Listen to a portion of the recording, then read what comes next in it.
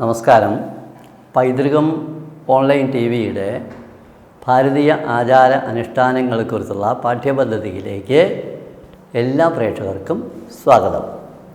നമ്മളിന്ന് ചിന്തിക്കുന്നത് ഭസ്മധാരണത്തിനെ കുറിച്ചിട്ടാണ്. അതും രാവിലെ പല്ല് തേച്ച് കാലും മുഖവും കഴുകിയതിന് ശേഷം ചെയ്യുന്ന ഭസ്മധാരണം. ഇപ്പോൾ സംശയം ചോദിക്കുന്നത്, രാവിലെ കുളിച്ചിട്ടല്ലേ ഭസ്മം തൊടുക, പല്ല് വെച്ച് കഴിഞ്ഞാൽ അന്നേരം ഭസ്മം തൊടുന്നത് ശരിയാണോ ചോദിക്കും. ഈ അല്പം കാര്യങ്ങൾ മാത്രം അറിയുന്നതിൻ്റെ ഒരു കുഴപ്പമുണ്ട്. അതാണ് എന്താ അല്പം അറിയുന്നത്? ഇതിൻ്റെ ഭസ്മം നനയ്ക്കാതെ ഓടുന്നു, നനച്ചോടുന്നത് തമ്മിലുള്ള വ്യത്യാസങ്ങളൊക്കെ നമ്മൾ പഠിച്ചിരിക്കണ്ടേ, മനസ്സിലാക്കിയിരിക്കണ്ടേ. ഇതിന് ശാസ്ത്രീയമായിട്ട് കാര്യങ്ങളെക്കുറിച്ച് പഠിച്ചു കഴിഞ്ഞാൽ ഈ ചോദ്യം ഉണ്ടാവില്ല. നമുക്കിതിനെക്കുറിച്ചൊന്ന് ചിന്തിക്കാം. നനയ്ക്കാത്ത ഭസ്മം ഒന്നാന്തരം അണുനാശിനിയാണ്. നനച്ച ഭസ്മമോ ശരീരത്തിനകത്തുള്ള നീർക്കെട്ടിനെയൊക്കെ വലിച്ചെടുക്കും. ആയുർവേദത്തിൽ ഒരു ചികിത്സാ പദ്ധതിയുണ്ട്.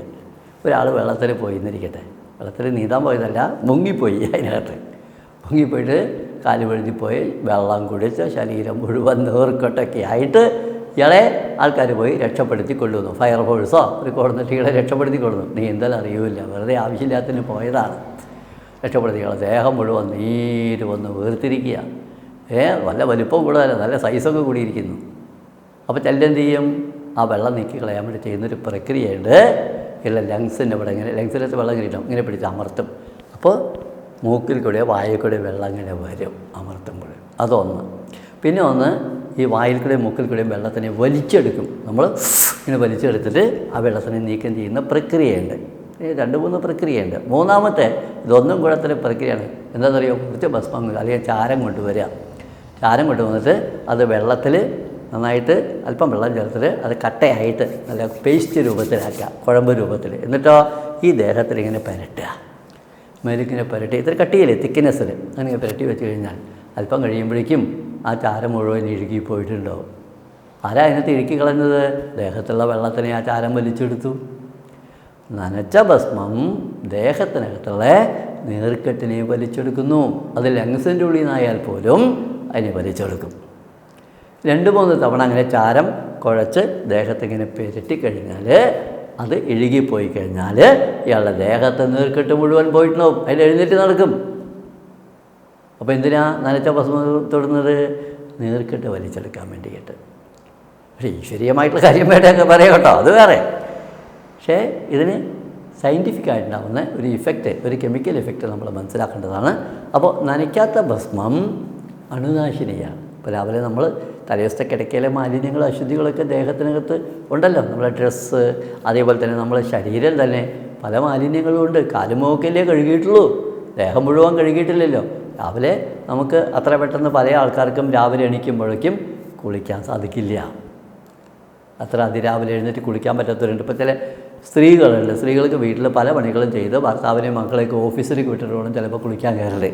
സ്ത്രീകൾക്ക് അങ്ങനെയാവും ചിലപ്പോൾ. പിന്നെ ദേഹത്തെ വേർത്തന്നെ ഓഫീസിൽ പോകുന്ന സ്ത്രീകളാണെങ്കിൽ നമ്മൾ ഈ രാവിലെ എഴുന്നേറ്റ് കുളിച്ച് കഴിഞ്ഞാൽ അടുക്കളയിൽ പണി, അവിടെ പണി, ഇവിടെ പണി, മറ്റും തൂക്കൽ ഇതൊക്കെ ചെയ്ത് അപ്പോൾ കുളിക്കാൻ പറ്റുമോ? അത് ബുദ്ധിമുട്ട്. അപ്പോൾ അവർ പാചകം ചെയ്യും, ദേഹം വേർത്ത് കഴിഞ്ഞാൽ പിന്നെ വീണ്ടും ഒന്നുകൂടി കുളിക്കേണ്ടി വരും. അപ്പോൾ അതും ബുദ്ധിമുട്ട്. അപ്പോൾ അവരെന്ത് ചെയ്യും? ആദ്യത്തെ കുളി വേണ്ടാതെ നിൽക്കും, 2ാമത്തെ കുളി മാത്രം മതി. എന്തായാലും അവർക്കൊക്കെ ഞാനീ പറയുന്നത് വളരെ പ്രധാനമാണ്. കാലും മുഖവും കഴുകിയിട്ട് ഭസ്മം തൊടുക, നനയ്ക്കാത്ത ഭസ്മം ശിരസിൽ തൊട്ടോളൂ. ഒന്ന് ശിരസിൽ ടച്ച് ചെയ്യുക, പിന്നെ നെറ്റിയിൽ തൊട്ടോളൂ. ഈ ലലാടെന്ന് പറഞ്ഞ നെറ്റിയുടെ 2 സൈഡുകളുണ്ട്. ഇടത്തുനിന്ന് വലത്തോട്ട് നീട്ടി തൊടുന്നതാണ് ആവശ്യം. പക്ഷേ ഇപ്പോഴത്തെ ആൾക്കാർക്ക് അത് ഇഷ്ടമല്ല. ആരും കാണില്ല അന്ന് വീട്ടിൽ തൊട്ട് കഴിഞ്ഞാൽ. ആര് കാണാനാണ്? നമ്മൾ വീട്ടിൽ രാവിലെ 5 മണിക്കൊക്കെ ആരെങ്കിലും കാണുമോ?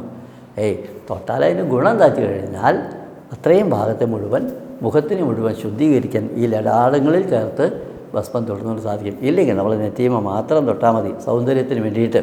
2 കാതുകളുടെ കടഭാഗത്തൊന്ന് തൊട്ടോളൂ, നെർവസ് സിസ്റ്റത്തിനെ ശുദ്ധീകരിക്കാൻ വേണ്ടിയിട്ട്. 2 നെഞ്ചിലൊന്ന് തൊട്ടോളൂ, നെഞ്ചിൽ. പിന്നെ പൊക്കിളിൻ്റെ ഭാഗം, ഇത്രയൊക്കെ മതി. പിന്നെ 2 കൈകൾ, തോളുകൾ, ഇത്ര മതി. പിന്നെ ഒന്നും വേണ്ട, ഇത്രയും ആവശ്യമുള്ളൂ. അപ്പോൾ നമ്മൾ അരയ്ക്ക് മേൽപോട്ടുള്ള സകല ഭാഗത്തിനെയും ഇത് ശുദ്ധീകരിച്ച് തരും, മാലിന്യമുക്തമാക്കി തരും. ഇതിൻ്റെ പ്രത്യേകത അണുവിമുക്തമാക്കി തരും. ഇത് നമുക്ക് വിളക്ക് കൊടുത്താൽ രാവിലെ പ്രഭാത ദീപം കത്തിക്കണ്ടേ? രാവിലെ എന്തിനാണ് വിളക്ക് കൊളുത്തുന്നത്? വീട്ടിൽ ഐശ്വര്യം ഉണ്ടാവാൻ വേണ്ടിയിട്ട്, ഐശ്വര്യത്തിൻ്റെ രശ്മികളെ വലിച്ചെടുത്ത് വീട്ടിൽ നിറയ്ക്കാൻ വേണ്ടിയിട്ട്. അതുകൊണ്ടാണ് അതിരാവിലെ വിളക്ക് കൊളുത്താൻ പറഞ്ഞത്. മനസ്സിലായോ? അതിരാവിലെ വീട്ടിൽ വിളക്ക് കൊളുത്താൻ പറഞ്ഞത് വീട്ടിൽ ഐശ്വര്യത്തിൻ്റെ രശ്മികളെ വലിച്ചെടുക്കാൻ വേണ്ടിയിട്ടാണ്. ഓറഞ്ച് റേസ് കിഴക്കേ ചക്രവാളത്തിൽ നിന്ന് വരുമ്പോൾ അതിനെ ഒരു ഓട്ടുവിളക്കിൻ്റെ നാരായമുള്ള ഓട്ടുവിളക്കിൻ്റെ ദീപജ്വാലകൾക്ക് ആ ഓറഞ്ച് റേസിനെ വലിച്ചെടുക്കാനുള്ള പവറുണ്ട്. ഇവിടെ രാവിലെ വിളക്ക് കൊളുത്തുക, ഓട്ടുവിളക്ക് കത്തിക്കുക, നടുവിൽ നാരായണമുള്ള വിളക്ക്, കിഴക്കോട്ടും പടിഞ്ഞാറോട്ടും തിരികൾ ഇട്ട് നല്ല ഫ്രഷായിട്ടുള്ള എണ്ണയൊഴിച്ച് അത് കത്തിക്കുക. ഇത് വളരെ കിഴക്കുന്ന് വരുന്ന നല്ല ഊർജ്ജ തരംഗങ്ങളെ വലിച്ചെടുത്ത് ഐശ്വര്യത്തിൻ്റെ രശ്മികൾ നിറയ്ക്കാൻ സഹായിക്കും. ഇതിനെക്കുറിച്ചുള്ള മറ്റ് വിവരങ്ങളുമായിട്ട് അടുത്ത ദിവസം വീണ്ടും കണ്ടുമുട്ടുന്നതുവരെ എല്ലാവർക്കും നമസ്കാരം.